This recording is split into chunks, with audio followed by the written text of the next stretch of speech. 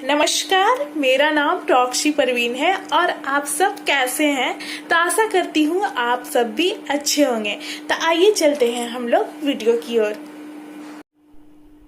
नमस्कार, आज हम बीएड कोर्स में गृह विज्ञान यानी होम साइंस विषय को देखेंगे, जिसमें आज का हमारा टॉपिक है गृह विज्ञान का अर्थ और प्रकृति, meaning and nature of home science. और आगे की वीडियो में इसके क्षेत्र और महत्व तथा दूसरे टॉपिक को देखेंगे। तो आज हम केवल देखेंगे गृह विज्ञान का अर्थ क्या है और उसकी प्रकृति क्या है। तो गृह विज्ञान जो है, होम साइंस जो है, दो शब्द से मिलकर बना है, गृह तथा विज्ञान। गृह का अर्थ होता है घर अर्थात निवास स्थान, जहाँ पर व्यक्ति निवास करता है, तथा विज्ञान का अर्थ है व्यवस्थित ज्ञान, यानी कि किसी चीज का हम अध्ययन करते हैं तो इसे पूर्ण रूप से अध्ययन करते हैं और वो सत्य एवं प्रमाणिक होता है। जब हम विज्ञान के द्वारा किसी चीज का अध्ययन करते हैं तो वो सत्य एवं प्रमाणिक होता है। इस प्रकार गृह से संबंधित विभिन्न पहलू के व्यवस्थित ज्ञान को हम गृह विज्ञान कहते हैं। घर से संबंधित जितने भी पहलू होता है उसके व्यवस्थित ज्ञान को हम गृह विज्ञान कहते हैं, जिसमें मुख्य रूप से क्या क्या आता है, आवास तथा स्वच्छता यानी कि घर और उसकी साफ सफाई कैसे करना है, सिलाई कढ़ाई, भोजन, गृह सज्जा, घर को कैसे सजा कर रखना है, भोजन किस तरीके से बनाना है और उसे पौष्टिक युक्त तरीके से उसका सेवन करना है, शरीर रचना, शरीर के बारे में हम पढ़ते हैं, और स्वास्थ्य रक्षा, शरीर को स्वस्थ कैसे रखना है उस चीज को हम इसमें अध्ययन करते हैं। आय व्यय का बजट बनाना, घर में जितनी इनकम है उसी के अनुसार हम बजट बनाना सीखते हैं। सदाचार यानी कि आदर्शवादी गुणों को, वस्त्रों की प्रकृति तथा चुनाव, किस तरह की वस्त्र पहनना चाहिए व्यक्ति को, और उसकी धुलाई तथा रख रखाव आदि विषय इसमें सम्मिलित है। जब हम होम साइंस पढ़ते हैं तो इन सारी चीज़ों की जानकारियां हम ग्रहण करते हैं। गृह विज्ञान अपने आप में व्यवहारिक महत्व का विषय है। इसे हम व्यवहार में प्रयोग में लाते हैं, यानी कि हम इसे अपने जीवन में प्रयोग करते हैं। गृह विज्ञान के अध्ययन तथा परिणाम स्वरूप अर्जित ज्ञान के द्वारा घर परिवार का उत्तम नियोजन एवं संचालन सरल हो जाता है। जब हम गृह विज्ञान का अध्ययन करते हैं तो इससे क्या होता है कि घर चलाना, घर का संचालन मतलब चलाना काफ़ी आसान हो जाता है। इस ज्ञान को व्यवहार में प्रयुक्त करके घर परिवार से संबंधित विभिन्न दैनिक समस्याओं का समुचित समाधान प्राप्त किया जाता है। गृह विज्ञान सबसे पहले अमेरिका में अर्थशास्त्र की शाखा के रूप में विकसित हुआ। सबसे पहले इसका विकास अमेरिका में हुआ, जो कि अर्थशास्त्र की शाखा के रूप में यह विकसित हुआ। जबकि जापान में हम देखते हैं कि गृह विज्ञान को गृह प्रशासन के नाम से जाना जाता है, और इंग्लैंड और भारत में इसे गृह विज्ञान यानी होम साइंस के नाम से जाना जाता है। इस प्रकार गृह विज्ञान को अनेक नामों से संबोधित किया जाता है, जैसे कि गृह विज्ञान, गृह कला, घरेलू विज्ञान, घरेलू अर्थशास्त्र, घरेलू प्रशासन, नियंत्रणीय वातावरण का विज्ञान आदि नाम से जाना जाता है, जो गृह विज्ञान विषय है। अब इससे संबंधित हम कुछ परिभाषा को देखेंगे।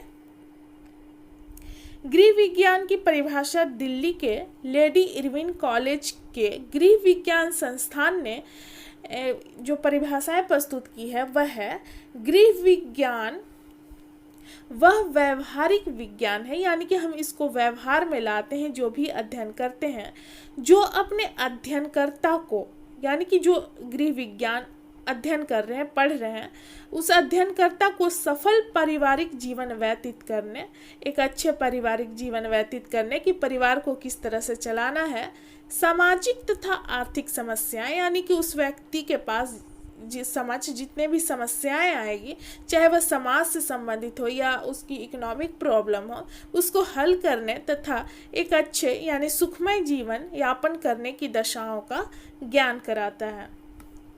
दूसरा नंबर है 1912 में अमेरिका में स्थापित अमेरिकन गृह अर्थशास्त्र एसोसिएशन ने इसकी परिभाषाएं दी है, जिसमें उन्होंने बताया है कि यह निर्देशन का विशिष्ट विषय है, यानी कि यह निर्देश देता है जिसमें घर में परिवार द्वारा तथा व्यक्ति के अन्य समूह द्वारा भोजन, वस्त्र और आवास के चुनाव, तैयारी एवं प्रयोग से संबंधित आर्थिक, स्वच्छता तथा कलात्मक पक्षों का समावेश होता है, जिसमें हम चयन करते हैं कि भोजन किस तरह का लेना है, वस्त्रों का चयन किस तरह से होना चाहिए, बच्चे के लिए कैसा वस्त्र चाहिए, बूढ़े व्यक्ति के लिए कैसा वस्त्र चाहिए, और घर का कैसे सजावट रखना है, किस तरह से संचालन करना है, आदि चीज़ों का हम इसमें अध्ययन करते हैं। शिक्षा शास्त्री के अनुसार, एक अन्य विद्वान के अनुसार हम देखेंगे गृह विज्ञान की परिभाषा में कि संकुचित अर्थ में यह जो गृह विज्ञान है, यह गृह कार्य, पाक क्रिया यानी कि भोजन पकाने की क्रिया आदि की व्यवहारिक समस्याओं के विशिष्ट संदर्भ में आधारीय विज्ञान का अध्ययन है। तो ये परिभाषाएं थी गृह विज्ञान की। अब हम उसकी प्रकृति देखेंगे, नेचर ऑफ होम साइंस। तो हम प्रकृति में देखते हैं कि गृह विज्ञान को कला के रूप में भी जाना जाता है और विज्ञान के रूप में भी जाना जाता है। तो इसमें हम देखेंगे विज्ञान के अंतर्गत देखते हैं कि हम किसी भी टॉपिक को या विषय को विस्तार पूर्वक अध्ययन करते हैं कि ये चीज कैसे हुआ, क्यों हुआ, उसकी संपूर्ण जानकारी प्राप्त करते हैं। और कला के रूप में हम देखते हैं कि किसी चीज को व्यक्त करना। तो यहाँ पर हम गृह विज्ञान को कला एवं विज्ञान के रूप में देखेंगे। किसी भी विषय के व्यवस्थित अध्ययन के लिए, यानी कि जो भी विषय है उसका संपूर्ण अध्ययन के लिए उस विषय की प्रकृति को निर्धारित करना जरूरी होता है कि उसकी प्रकृति क्या है, नेचर क्या है। विषय की प्रकृति को निर्धारित करने के लिए सबसे पहले यह निश्चित करना होता है कि यह विषय विज्ञान है या कला है। गृह विज्ञान की प्रकृति का विश्लेषण करने से ज्ञात होता है कि इसमें विज्ञान तथा कला दोनों के लक्षण विद्यमान है, यानी कि गृह विज्ञान कला तथा विज्ञान दोनों है। तो सबसे पहले जानेंगे कि यह विज्ञान के रूप में कैसे है, उस चीज को हम देखेंगे। विज्ञान शब्द का अर्थ जो होता है एक विशिष्ट क्रमबद्ध ज्ञान से, यानी कि किसी चीज का हम अध्ययन करते हैं तो क्रमबद्ध रूप में अध्ययन करते हैं और उसकी सही जानकारी प्राप्त होती है। यह कार्य तथा कारण में संबंध स्थापित करता है। जो भी कार्य हो रहा है वो किस कारण से हो रहा है। नियम का निर्माण, सुनिश्चित अध्ययन प्रणाली एवं भावी घटनाओं का अनुमान आदि विज्ञान की प्रमुख विशेषता होती है। ये सभी गृह विज्ञान की प्रमुख विशेषताएं हैं जो कि निम्नलिखित है, जिसमें हम पहला नंबर देखेंगे कि यह तथ्यात्मक है। गृह विज्ञान के अंतर्गत शरीर विज्ञान, यानी कि हम शरीर के बारे में अध्ययन करते हैं। स्वास्थ्य विज्ञान, यानी कि स्वस्थ कैसे रहना है, उन चीज़ों का हम गृह विज्ञान में अध्ययन करते हैं। गृह परिचर्या, यानी कि जो भी विषय है उसमें हम परिचर्चा करते हैं, घर से संबंधित जो भी विषय है। वस्त्र विज्ञान, वस्त्रों का चुनाव कैसे करते हैं, तथा अर्थव्यवस्था, यानी कि हम देखते हैं जितना इनकम है उसके अनुसार बजट बनाते हैं और उसी के अनुसार हम खर्च करते हैं पैसों का, आदि से संबंधित तथ्यों को एकत्रित कर तथ्यात्मक अध्ययन किया जाता है। दूसरा नंबर देखेंगे कि वैज्ञानिक पद्धति द्वारा अध्ययन। गृह विज्ञान जो विषय है उसको हम वैज्ञानिक पद्धति द्वारा अध्ययन करते हैं। गृह विज्ञान में आहार एवं पोषण विज्ञान, यानी कि आहार से संबंधित हम पौष्टिक तत्वों का अध्ययन करते हैं। स्वास्थ्य विज्ञान, प्राथमिक चिकित्सा, यानी कि हम कोई एक्सीडेंट होता है तो डॉक्टर पास ले जाने से पहले जो भी हम उपचार करते हैं वो प्राथमिक चिकित्सा कहलाता है। एवं औषधि विज्ञान के वैज्ञानिक नियमों की जानकारी प्राप्त करके स्वास्थ्य चिकित्सा एवं सुरक्षा आदि से संबंधित नियम बनाए जाते हैं। अर्थात गृह विज्ञान के अध्ययन में वैज्ञानिक पद्धति को अपनाया जाता है। तीसरा नंबर है गृह विज्ञान में सर्वमान्य सिद्धांत है, यानी कि इसमें हम संपूर्ण विषय का अध्ययन करते हैं। गृह विज्ञान एक ऐसा विषय है जिसमें हम संपूर्ण चीज का अध्ययन करते हैं, जैसे कि आहार पोषण, गृह सज्जा, स्वास्थ्य, बाल विज्ञान, वस्त्रों की देखरेख आदि से संबंधित हम विषय का अध्ययन करते हैं। चौथा नंबर है गृह विज्ञान में भविष्यवाणी संभव है। इसमें हम यह एग्जाम्पल में देख सकते हैं कि एक छोटा बच्चा है, अगर उसको पौष्टिक तत्वों से युक्त भोजन ना दिया जाए तो हम आसानी से उसका भविष्यवाणी कर सकते हैं कि वो बच्चा आगे जाकर एक सामान्य व्यक्ति की तरह नहीं विकसित, उसका शरीर विकसित हो सकता है, क्योंकि जब उसको पौष्टिक तत्व नहीं मिलेगा तो उसका शरीर क्या होगा कि पूर्ण रूप से विकसित नहीं हो पाएगा। पांचवा नंबर है गृह विज्ञान के तथ्य प्रमाणिक होता है। तो हम इसके विज्ञान के अंतर्गत जब हम गृह विज्ञान का अध्ययन करते हैं तो इसके सिद्धांत और जो भी तथ्य होता है वो प्रमाणिक होता है। छठा नंबर है आहार एवं पोषण विज्ञान। तो इसमें हम देखते हैं कि पौष्टिक तत्व, जो भोजन से संबंधित पौष्टिक तत्व है उसका अध्ययन करते हैं। विभिन्न आयु वर्ग के व्यक्ति के लिए उनकी निर्धारित मात्रा के अनुसार पोषण का अध्ययन करते हैं, जैसे कि छोटा बच्चा है तो उसको कितना भोजन दिया जाए, एक वयस्क व्यक्ति है तो उसको कितना दिया जाए, और एक बुजुर्ग व्यक्ति है तो उनको किस तरह का पौष्टिक तत्व से युक्त भोजन दिया जाए, इसका हम अध्ययन करते हैं गृह विज्ञान में। इसमें सी नंबर है पौष्टिक तत्व की कमी और अधिकता एवं उनसे संबंधित बीमारियों का भी हम अध्ययन करते हैं। भोजन ऐसा देना चाहिए कि जो भी उसमें पौष्टिक तत्व है ना तो उसमें कमी होना चाहिए, जितना मात्रा में व्यक्ति को चाहिए उतना ही पौष्टिक तत्व से युक्त व्यक्ति को भोजन दिया जाना चाहिए। अगर पौष्टिक तत्व की कमी है या अधिकता है तो दोनों से क्या होगी कि व्यक्ति को बीमारी हो सकती है, इसकी कमी से या अधिकता से वो रोग से ग्रसित हो सकता है।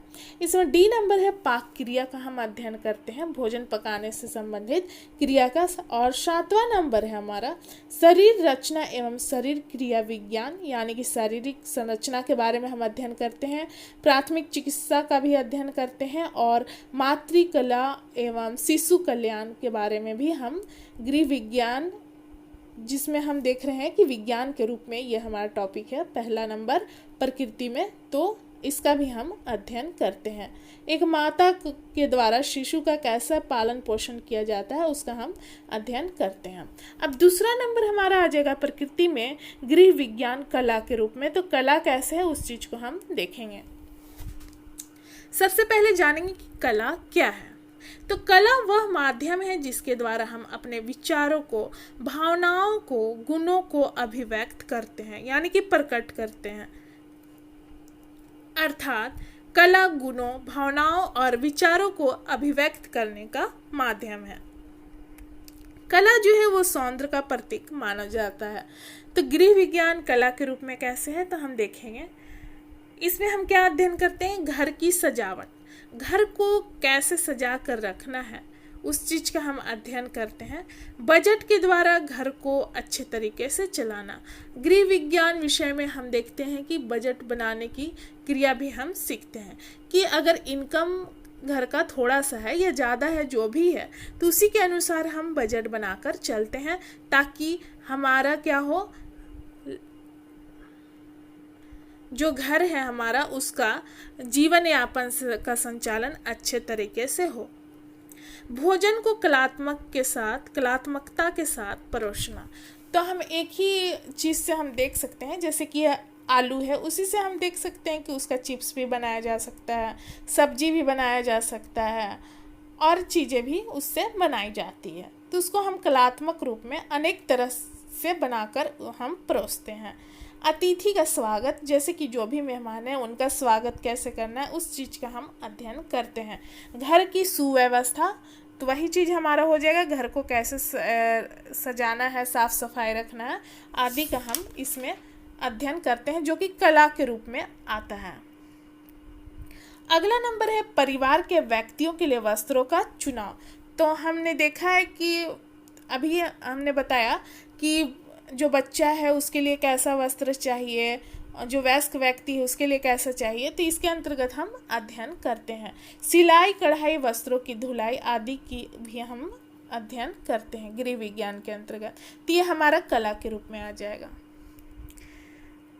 अब देखेंगे गृह विज्ञान का माध्यमिक स्तर के विद्यालय में भी इसका महत्वपूर्ण स्थान है। गृह विज्ञान के माध्यम से हमने प्रकृति देख लिया, अब देखेंगे कि इसका माध्यमिक स्तर के विद्यालयों में क्या स्थान है। गृह विज्ञान के माध्यम से एक बच्चे को जीवन संचालन के उत्तम तरीके सिखाए जाते हैं। यह विषय छात्रों के शारीरिक, मानसिक, सामाजिक एवं भावनात्मक स्वास्थ्य प्राप्त करने में सहायता प्रदान करता है।